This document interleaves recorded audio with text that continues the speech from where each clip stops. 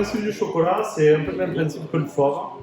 C'est-à-dire chocolat dessus, supplément chocolat dans l'idéal. Et c'est une question surtout d'homogénéité. La tête en soi, tant que c'est pas trop délavé ou trop sombre, c'est pas gênant. Il faut que ça reste chocolat. Là, vous avez 4 couleurs, 4 teintes différentes. D'accord? En soi, à part celle-là qui est un peu plus fade en couleur, j'ai envie de dire, les teintes ne sont pas mauvaises. D'accord? La seule chose qui change, c'est l'homogénéité de la couleur de plume. D'accord? Je ne sais pas si vous voyez sur ces deux-là, on a des plumages qui ne sont pas du tout homogènes.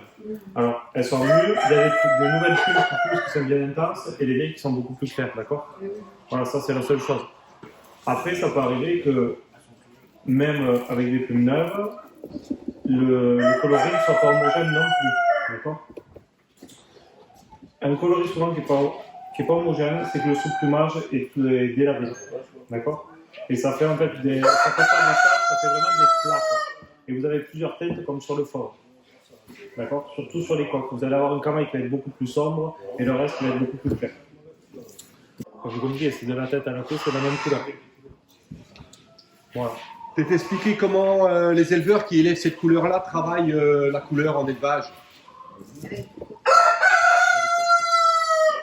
Je vous écoute. Avec des coques noires porteurs. Le coq noir porteur, c'est lui qui va vous amener l'intensité en fait de couleur surtout. Ouais. Voilà. Oui, pour garder toujours cette intensité de chocolat. Alors, est-ce qu'il y a des éleveurs qui font cette couleur, qui ont testé chocolat sur chocolat? Et qu'est-ce qui se passe? Ça se délave. Ça se délave. Là, comme le coq. Sur la première génération, c'est correct. Ah Ça oui, va. voilà. C'est ça. Oui. C'est-à-dire que chocolat sur chocolat, à mon avis, on doit pouvoir sortir des sujets qui sont plutôt jolis à exposer. Par contre, à pas forcément garder sur de la repro derrière. Voilà. Il faut arriver à dissocier les deux.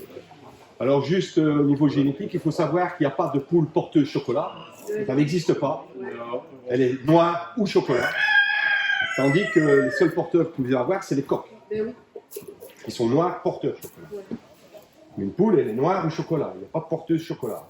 Et est-ce que tous les coqs, si on a une coque chocolat et des poules noires, qu'est-ce que ça donne? Des porteurs, coqs porteurs chocolat, Non, le coq chocolat. ben ça donne des porteurs noirs, porteurs chocolat et des poules chocolat. Noir porteur ou poule chocolat. Mais des poules. Quand tu mets un coq chocolat sur des poules noires, toutes les poules sortiront chocolat. Obligatoirement.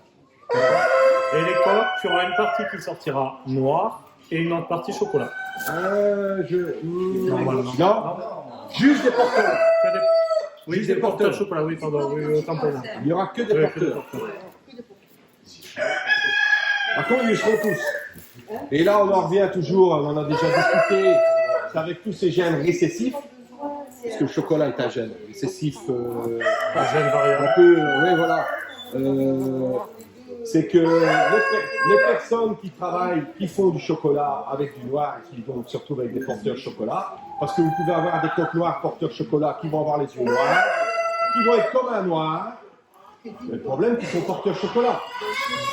Donc les personnes qui travaillent le chocolat de cette façon, il faut qu'ils s'assurent que ces coqs noirs porteurs chocolat, ben, soit partent chez des gens qui font du chocolat, mais surtout ne partent jamais chez des gens qui font du noir pur. Parce que sinon, ben, on se retrouve, l'éleveur va se retrouver un jour ou l'autre, boum, avec des chocolats qui vont apparaître.